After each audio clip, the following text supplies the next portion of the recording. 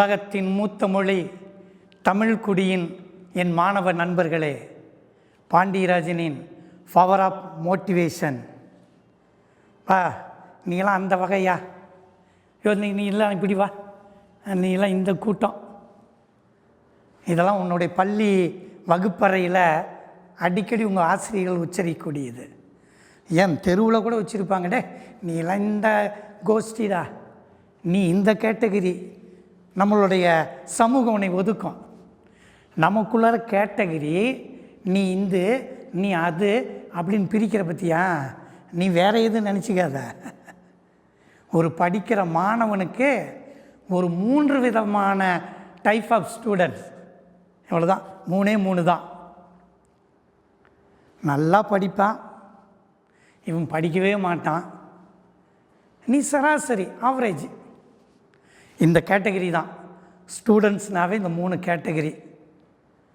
இவன் சுமாராக படிப்பான், படிக்கூட மாட்டான், அந்த கேட்டகிரி. நல்லா படிப்பான், இவன் ஆவரேஜ், 2க்கு நடுவில். இதைத்தான் நான் சொன்னேன். நீ எந்த கூட்டம்? இப்போ ஆசிரியர் சொல்லுவார்ல, இந்த 3 வகை கூட்டத்தில் ஃபஸ்ட்டு பெஞ்சு, மிடில் பெஞ்சு, லாஸ்ட்டு பெஞ்சு.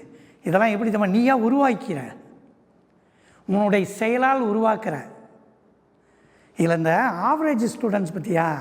கண்டிப்பாக இல்லை, நீ தான் இருப்ப. நானும் ஒரு ஆவரேஜ் ஸ்டூடெண்ட்ஸ் தான். பெரும்பாலும் ஆவரேஜ் தான் இருப்போம்.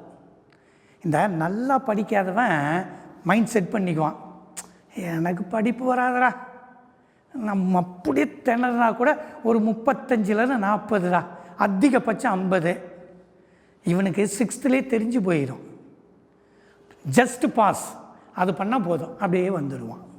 நான் நல்லா படிக்கணும், அடிப்பான், எபோ 90 சென்டம்.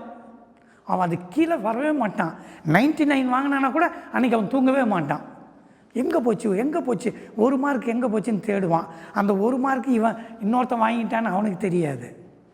இந்த ஆவரேஜ் 60லேருந்து இந்த 70, அவ்வளோதான்.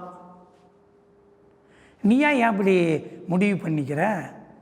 இந்த செகண்ட் கேட்டகிரியும் ஃபஸ்ட்டும் இவனை விட்டுரு. இந்த ரொம்ப நல்லா படிக்கிறான் பார்த்தியா, அவனையே எத்தனை காலம் பேசுவ? அவன் எப்படியும் படிச்சுக்குவான். இந்த கீழே எனக்கு படிப்பு வராதுன்னு சொல்கிறவனும், நான் ஒரு ஆவரேஜ் ஸ்டூடெண்ட்ஸ்னு சொல்கிறவன், நீங்கள் 2 பேர் தான் நண்பா. உனக்குள்ளே இருக்கிற வீரியத்தை வெளியே கொண்டு வரணும் இல்லை? நீ யோசிச்சு பாரு. அப்போ நான் எந்த வகையா? இந்த வாழைப்பழத்தை தவிர அவனுக்கு எந்த உணவுமே கிடைக்கலன்னு வச்சுக்க, எதுவுமே பட்டினியாக இருக்கிறான், வாழைப்பழத்தை தவிர அவனுக்கு வேறு உணவு இல்லை அப்படின்னு நினச்சிக்கிட்டா அந்த தோலையும் சேர்த்து சாப்பிடுவான். ஆனால் நிறைய பந்தியில் பாருங்கள், நிறைய பதார்த்தம் இருந்தால் வாழைப்பழத்தை அப்படி ஸ்டைலாக உரித்து தோலை அப்படி தூக்கி போட்டு நாமளே சாப்பிடுவோம். ஆனால் உனக்கு வாழைப்பழம் தாண்டா ஒரு நேரம் சாப்பாடுன்ட்டா யாருக்கும் தெரியாமல் அந்த தோலைகளை சாப்பிடுவான். அந்த வெறித்தனம் உன் படிக்கிற படிப்பில் இருக்கணும். எல்லாத்தையும் படி, நீயா ஒதுக்கிக்காத. இது கொஸ்டின் வராது, இந்த ஃபார்முலா எனக்கு ரொம்ப கஷ்டம், இந்த ஈக்குவேஷன் எனக்கு வராது அப்படின்னு நீயா சப்ஜெக்டை பிரிக்காத. எப்படி பசியாக இருக்கிறவன் வாழைப்பழ தோலையும் சேர்த்தி சாப்பிட்றானோ அந்த மாதிரி பாடத்தில் அத்தனையும் சேர்த்தி படி. ஆவரேஜை விட இன்றைக்கி ஜெயித்த மனிதர்கள்லாம் ஆவரேஜிலேருந்து இப்படி வந்தவர்கள் தான். ஆனாலும் இந்த மனம், நீ என்ன ஆகணும்னு நினைக்கிறாயோ அதுவாவாய். நீயா சொல்லிக்காத நான் ஆவரேஜ் ஸ்டூடெண்ட்ஸ் ஆவரேஜ்னாத. ஆவரேஜை விட நீ அப்பருக்கு வரப்பார்.